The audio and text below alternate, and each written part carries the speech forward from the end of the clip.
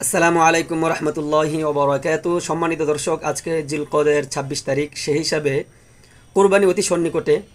কোরবানি কাছাকাছি আসলেই সমাজের মধ্যে নতুন নতুন শায়েখরা বিভ্রান্তিকর ফতুয়া দিয়ে সমাজের মধ্যে বিভ্রান্ত করছে।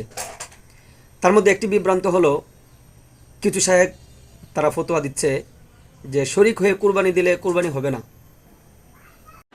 আমি বললাম 7 ভাগে কুরবানি চলবে না 7 পরিবারে, এমন ভাবে বলছে যেভাবে কে বলছে চলবে না, দিয়ে হাদিস 2-4টা মেরে দিচ্ছে।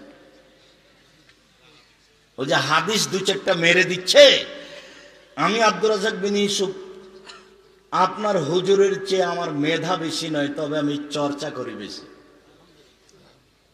আপনার হুজুরেরই মেধা বেশি। আমি তো এই মাসালা শোনার পর সমাজে বিভ্রান্ত ছড়িয়ে পড়ছে।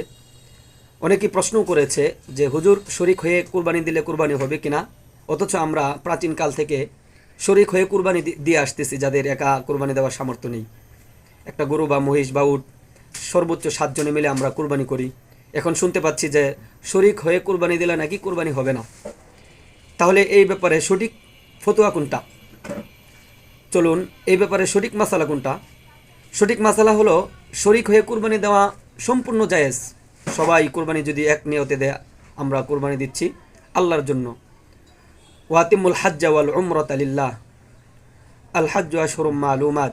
হজের মাস যখন আসে, জিল হজ মাসের 10 তারিখে আমরা কুরবানি করব একমাত্র আল্লাহর জন্য। এই ব্যাপারে শরিক হয়ে যে কুরবানি করা জায়েজ আছে, মুসলিম শরীফের হাদিস নাম্বার হচ্ছে 1318। عن جابر بن عبد الله رضي الله عنه قال حججنا مع رسول الله صلى الله عليه وسلم فنحرنا البعير عن 7 والبقرة عن 7। ইমাম মুসলিম রহমতুল্লাহ আলাইহি মুসলিম শরীফের মধ্যে হাদিস নিয়ে আসছেন সহিহ riwayate। হযরত জাবির ইবনে আব্দুল্লাহ বলেন যে আমরা রাসূল সাল্লাল্লাহু আলাইহি ওয়াসাল্লামের সাথে হজে গেলাম। হজে যাওয়ার পর আমরা 7 জনে মিলে একটি উট কুরবানি করলাম এবং 7 জনে মিলে একটি গরু কুরবানি করলাম। তাহলে এই হাদিস দ্বারা আমরা বুঝতে পেলাম সর্বোচ্চ 7 জনে শরিক হয়ে কুরবানি করা যায়। অনুরূপভাবে তিরমিজি শরীফের মধ্যে ইমাম তিরমিজি রহমতুল্লাহ আলাইহি হাদিস নিয়ে আসছেন। হাদিস নাম্বার তিরমিজির মধ্যে 1502 নাম্বার হাদিস। তিরমিজি সহ আরও অসংখ্য হাদিসের কিতাবের মধ্যে শরিক হয়ে কুরবানি করা যে জায়েজ আছে, এই ব্যাপারে বহু সহি সনদ আছে, বহু সহি রাওয়ায়াত আছে।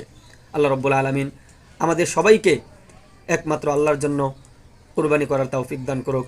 ওমা আলাইনা ইল্লাল বালাগ। আসসালামু আলাইকুম ওয়া রাহমাতুল্লাহি ওয়া বারাকাতুহু।